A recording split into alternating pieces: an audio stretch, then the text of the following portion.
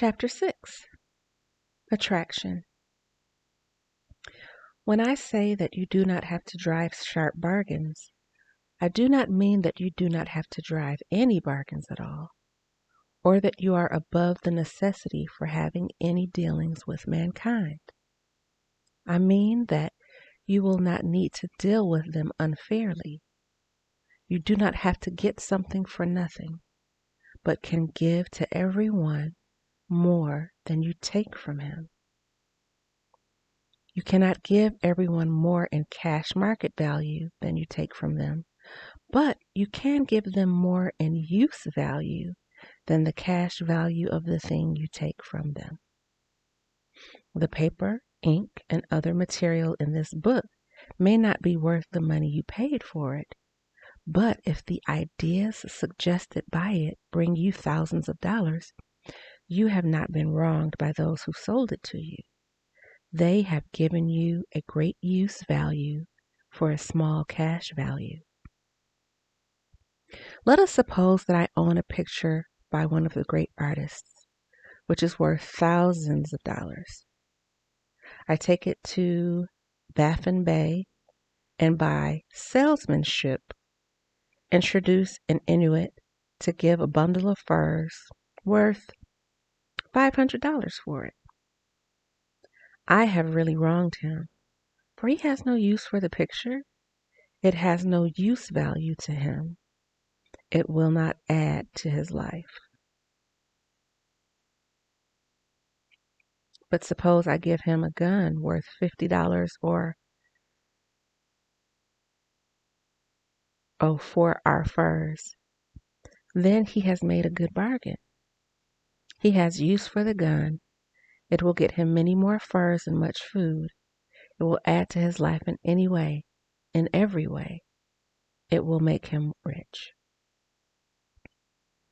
Note, this book was written in the early 1900s, but I understand the idea of what he is trying to present, so I left it in. End note. When you rise from the competitive to the creative plane, you can scan your business transactions very strictly.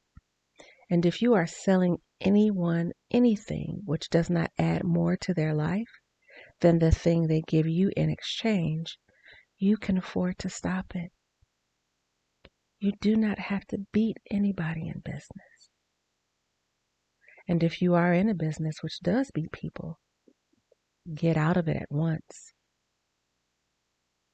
Give everyone more in use value than you take from them in cash value. Then you are adding to the life of the world by every business transaction. If you have people working for you, you must take from them more in cash value than you pay them in wages. But you can so organize your business that it will be filled with the principle of advancement, so that each employee who wishes to do so may advance a little every day. You can make your business do for your employees what this book is doing for you. You can so conduct your business that it will be a sort of ladder by which every employee who will take the trouble may climb to riches himself. And given the opportunity, if they will not do so, it is not your fault. You are to cause the creation of your riches from formless intelligence, which permeates all your environment. Still, it does not follow that they are to take shape from the atmosphere and come into being before your eyes. If you want a sewing machine, for example, I do not mean to tell you that you are to impress the thought of a sewing machine on thinking intelligence until the machine is formed without hands in the room where you sit or elsewhere. But if you want a sewing machine, hold the mental image of it with the most positive certainty that it is being made or is on its way to you. After once forming the thought, have the most absolute and unquestioning faith and trust that the sewing machine is coming. Never think of it or speak of it in any other way than as being sure to arrive. Claim it as already yours. It will be brought to you by the power of the formless intelligent presence, sometimes acting upon the minds of men. If you live in Maine, it may be that someone will be brought from Texas or Japan to engage in some transaction which will result in you getting what you want. If so, the whole matter will be to that person's advantage as it is to yours. The thinking intelligence is through all, in all, communicating with all, and can influence all. The desire of thinking intelligence for fuller life and better living has caused the creation of all the sewing machines already made, and it can cause the creation of millions more, and will, whenever we set it in motion by desire, trust, and faith, and by acting in a certain way. You can certainly have a sewing machine in your house, and it is just as certain that you can have any other thing or things which you want, and which you will use for the advancement of your own life and the lives of others. You need not hesitate about asking largely. It is your Father's pleasure to give you the kingdom, said Jesus. Formless intelligence desires to live all that is possible in you and wants you to have all that you can or will use for the living of the most abundant life. If you fix upon your consciousness the fact that the desire you feel for a good life is one with the desire of omnipotence, your faith becomes invincible. Once I saw a little boy sitting at a piano, trying to bring harmony out of the keys, and I saw that he was grieved and provoked by his inability to play real music. I asked him the cause of his vexation, and he answered, "I can feel the music in me, but I can't make my hands go right." The music was in him, and was the urge of formless intelligent presence, containing all the possibilities of all life. All that there is of music was seeking expression through the child. God, the formless intelligent presence, is trying to live and do and enjoy things through humanity. He is saying, I want hands to build wonderful structures, to play divine harmonies, to paint glorious pictures. I want feet to run my errands, eyes to see my beauties, tongues to tell mighty truths, and to sing marvelous songs, and so on. All that is of possibility is seeking expression through mankind. God wants those who can play music to have access to and free use of every instrument, and to have the means to cultivate their talents to the fullest extent. He wants those who can appreciate beauty to be able to surround themselves with beautiful things. He wants those who can discern truth to have every opportunity to travel and observe. He wants those who can appreciate dress to be beautifully clothed, and those who can appreciate good food to be luxuriously fed. He wants all these things for us because it is Himself that enjoys and appreciates them. It is God who plays and sings and enjoys beauty and proclaims truth and wears fine clothes and eats good foods.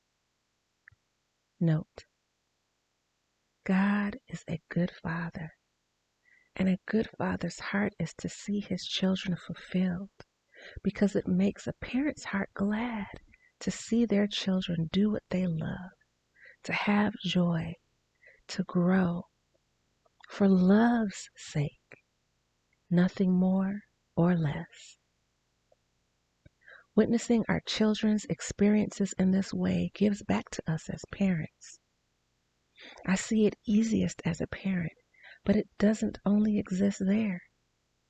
Olympic teammates watching the floor routines of their teammates, when they shout and jump, you can see and feel that they want good for their teammate. It affects them overall, but in that moment of execution, it's not about what happens after. End note. It is God that worketh in you to will and to do, said Paul. Note, it is God that places these desires in you. End note. The desire you feel for abundance is the infinite, seeking to express himself through you as he sought to find expression in the little boy at the piano.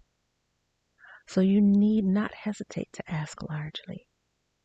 Your part, our part, is to focalize and express the desires of God. This is a difficult point with most people. They retain something of the old idea that poverty and self-sacrifice are pleasing to God. Extreme self-sacrifice.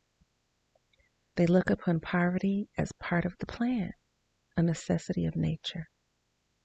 They have the idea that God has finished his work and made all that he can make, and that the majority must stay poor because there is not enough to go around. They hold to so much of this erroneous thought that they feel ashamed to ask for access to and use of many things, to ask for abundance. They try not to want more than a very modest competence, just enough to make them fairly comfortable. Note, some of this is societal and racial abuse and conditioning.